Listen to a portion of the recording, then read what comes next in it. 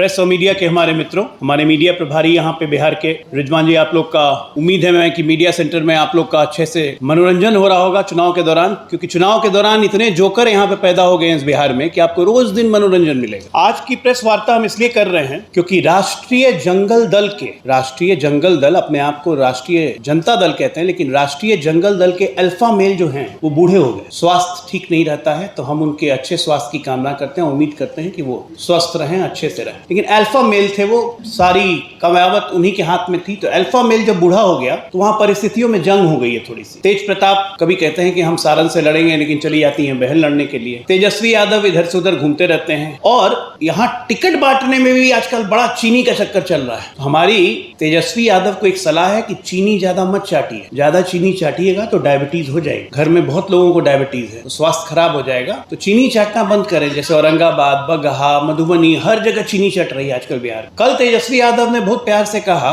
कि हम पे भ्रष्टाचार का मुकदमा तब किया गया जब हमको मोच भी नहीं, और हम विराट कोहली के साथ क्रिकेट खेलते थे। भाई साहब, आप विराट कोहली के साथ क्रिकेट नहीं खेलते थे, आप विराट कोहली और बाकी दिल्ली टीम के लिए पानी ढोते थे। लोकतंत्र में किसी का पढ़ा लिखा होना जरूरी नहीं है। आप भारत के नागरिक हैं तो आप नेता भी बन सकते हैं, वोटर भी बन सकते हैं। लेकिन चूंकि बिहार और राष्ट्र उम्मीद करता है कि उसका नेता सुसज्जित विचारों से सज्जित हो, एक पढ़ा लिखा हो, जिसमें एक दृष्टि हो, एक विजन हो, और ऐसे नेता जब लोकतंत्र में आते हैं तो ऐसे ऐसे लोकतंत्र की महिमा बढ़ती है। प्रकाश नारायण से लेके कर्पूरी ठाकुर से लेके नीतीश कुमार जो खुद इंजीनियर हैं से लेके सुशील मोदी से लेके एक विद्वान नेता देखे हैं, लेकिन हमारे लिए बहुत शर्म की बात है कि हमारा नेता प्रतिपक्ष 9वीं फेल है। मौका मिलने पे भी 10वीं 12वीं नहीं किया, और बात करते हैं कि गारंटी हम देते हैं, रोजगार हम देंगे। बड़ा गारंटी है इनका, अद्भुत गारंटी। ये ऐसे रोजगार देते हैं कि रोजगार के बदले में जमीन ही ले लेते हैं। जाइए रोजगार लेने, आपको जमीन मिल जाएगी। कुछ फैक्ट्स है मित्रों, मैं रखना चाहता हूँ कि 29 साल की उम्र में इसी तेजस्वी यादव ने 5 मकान, 47 जमीन सहित कुल 52 संपत्ति के मालिक बन गए 29 साल की उम्र में। 3 साल की उम्र में जब चलना भी नहीं आया था तो इनके नाम से पिताजी और माताजी जमीन रजिस्ट्री करवाए थे। इन्हीं के पार्टी के कांति सिंह, इन्हीं के पार्टी के चौधरी, तमाम लोगों की जमीनें और मकान ये ले चुके हैं। कहां से आया इतनी संपत्ति? ईडी ने जो इनकी संपत्ति जब्त की थी उसकी लिस्ट ये है, property details of Tejashwi Yadav. अब ये भी गलत है, ऑफिशियल रिकॉर्ड में है ये, और उसके बाद ये आदमी कहता है कि मुझे फंसाया जा रहा है। आप लोग के पास कितनी जगह देखिए तो जरा, 10 कट्ठा 17 धूर फुलवारिया गोपालगंज, उसके बाद 16 कट्ठा, उसके फुलवारी शरीफ में 8 कट्ठा, 1 बीघा फुलवारी शरीफ, 1 बीघा पटना फुलवारी शरीफ, इतनी जमीन है। और तेजस्वी यादव नहीं, तरुण यादव, तेजस्वी यादव, तेज प्रताप यादव, तो पूरा का पूरा खानदान चोरी के आकंठ में डूबा हुआ है, और गारंटी देता है यहाँ पे नौकरी और रोजगार की। कौन सा रोजगार आपने दिया है? अरे आपने तो मंगरू यादव तक को नहीं छोड़ा। मंगरू को जमीन दी रेलवे में आपके पिताजी ने, तो उससे भी जमीन ले ली। आज भी मंगरू कहता है कि हमारी जमीन दे दो।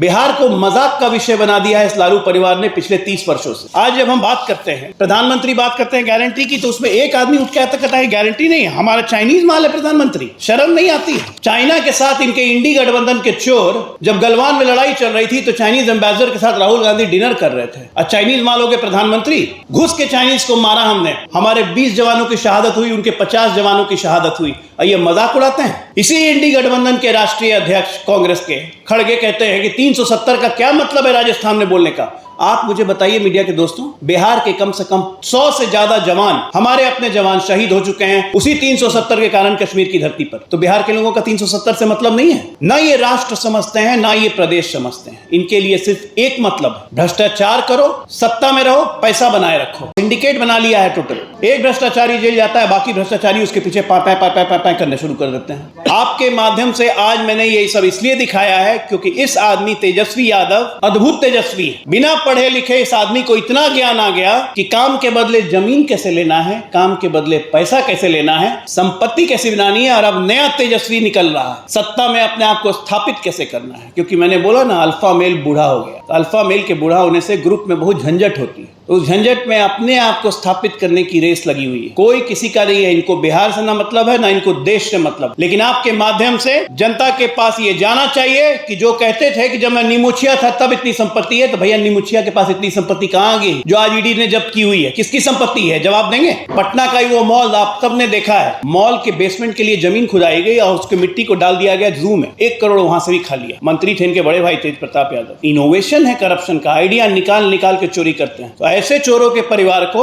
बिहार की जनता को जानना बहुत जरूरी है कि आकंठ भ्रष्टाचार में ऊपर से नीचे तक डूबे हुए व्यक्ति न बिहार का भला कर सकते हैं न देश का भला कर सकते हैं। लोकसभा चुनाव इनके लिए सिर्फ पैसा अर्जित करने का जरिया बन गया है। चीनी चाट रहे हैं तो मैं उम्मीद करता हूं कि चीनी कम चाटे, नहीं तो डायबिटीज हो जाएगा। इलेक्टोरल बॉन्ड 2 नंबर का पैसा नहीं है, ये बुक्स में आता है, चेक से दिया जाता है, बाकायदा SBI से भेजाया जाता है। तो जिसने दिया उसका भी रिकॉर्ड है, जिसने लिया उसका भी रिकॉर्ड है। यहाँ कैश का कोई चक्कर नहीं है। और ये लोग जो आरोप लगा रहे हैं, भैया हम साफ कहते हैं, आरोप लगाना है, सबूत इकट्ठा कीजिए, न्यायालय में जाइए।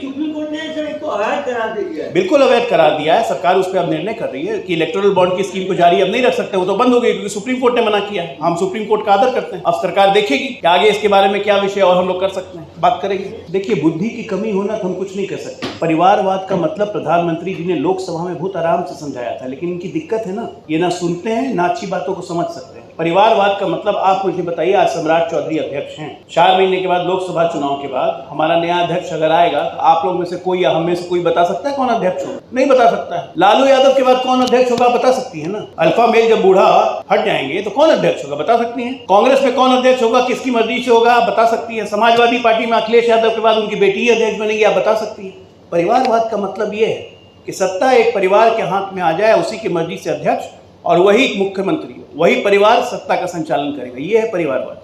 एक बाप बेटा अगर चुनाव लड़ रहा है तो वो परिवारवाद नहीं होता, लेकिन इनको समझ में नहीं आएगा। ऊपर का माला खाली है थोड़ा। रामविलास पासवान के बाद चिराग पासवान, जीतनराम मांझी के बाद भाई एक मिनट। रामविलास पासवान के बाद उनकी पार्टी टूट गई, खत्म हो गई पार्टी। चिराग पासवान को बाहर निकाल दिया था। रामविलास पासवान आर बन गया, रामविलास पासवान दूसरा वाला बन गया। चिराग पासवान ने अपनी काबिलियत साबित की, अपना घूम के अपना दल को खड़ा किया है। अब वो शादी करेंगे, उनका बेटा होगा, वो अध्यक्ष बनेगा, तब वो परिवारवादी के हिसाब से आएंगे। वो बहुत बात की बात है। देखिए, ऐसा है कि चुनाव में इस तरह की बातें चलती हैं, वो हमारे घटक दल है, मुझे लगता है हमसे बेहतर वही एक्सप्लेन करेंगे।